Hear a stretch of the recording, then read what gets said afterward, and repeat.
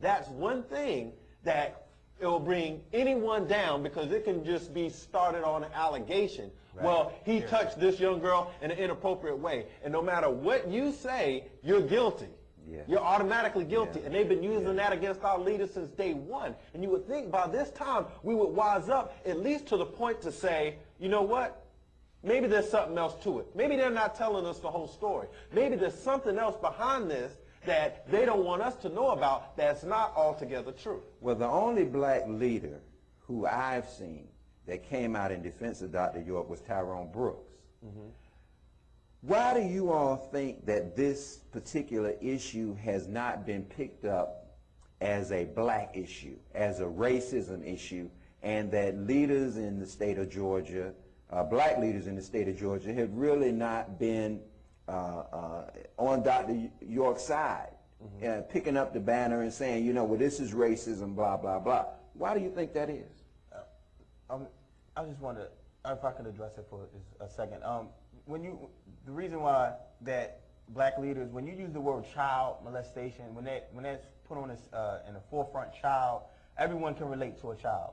You follow? Everyone was a child at one point. So, and these people's careers and life is on the line. A lot of them say they're black leaders and are backing, you know, the black brotherhood people, you know, brothers who are doing something influential. But when it comes down to it, a lot of them haven't stepped forth because they're scared. They're scared to be associated with that type of quote-unquote label of being, okay, you're supporting a child molester. That is a known fact anywhere. So what these black leaders need to do and realize that this is just the spearhead and targeting Dr. York. They may be targeting them next when they use that hearsay, and it's all based on hearsay. It's easy to use that in a trial or to dilute the minds of our people by saying child molester, because there's no fact to the public's mind. So our black leaders need to realize that they may be next. Now, this is what one article that I pulled up basically said. It says, during their first years in Georgia, the Nuwabians wore cowboy hats and boots and experienced little conflict with the locals in Putnam County. Back when they were cowboys, nobody minded.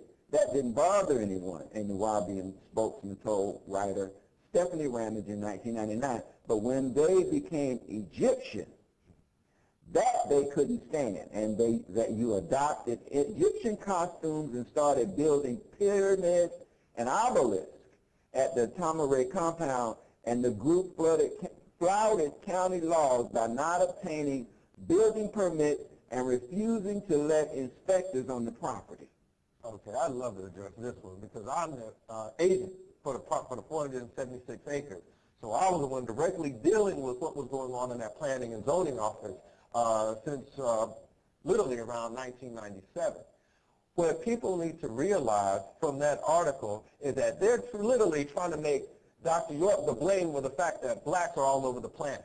And if you're taking a teacher who's teaching you about our people and where they're from and cultures that they've affected, sometimes that causes you to go through different countries at different periods of time of places that we've affected.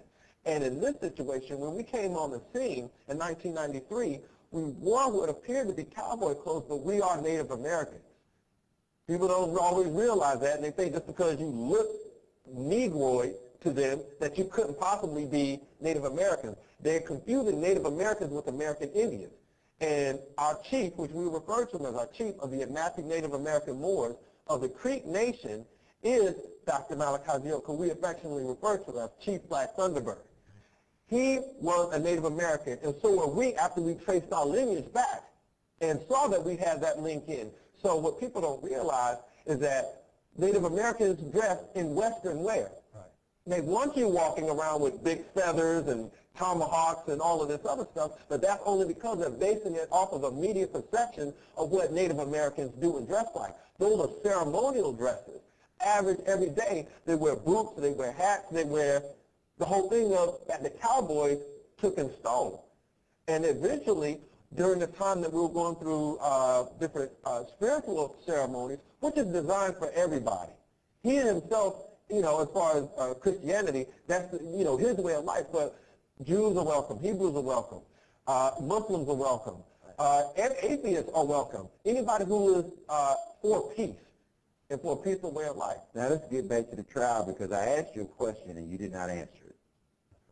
The question was, on the Georgia indictment, why did Dr. York plead guilty in Georgia to the Georgia indictment, and is he going to change his plea now that the federal, now that he has been found guilty in federal court? Let me ask you this question, all right? If you were locked up in an unsanitary cell, maybe approximately 8 by 10, where it was dirty, oftentimes rat infested, different periods of time, you were handcuffed to your bed, you were fed food that was not clean, for lack of another word, you already had a disease called angioedema that causes your throat esophagus passageway to swell up to prevent you from breathing. That can happen just based off of stress alone.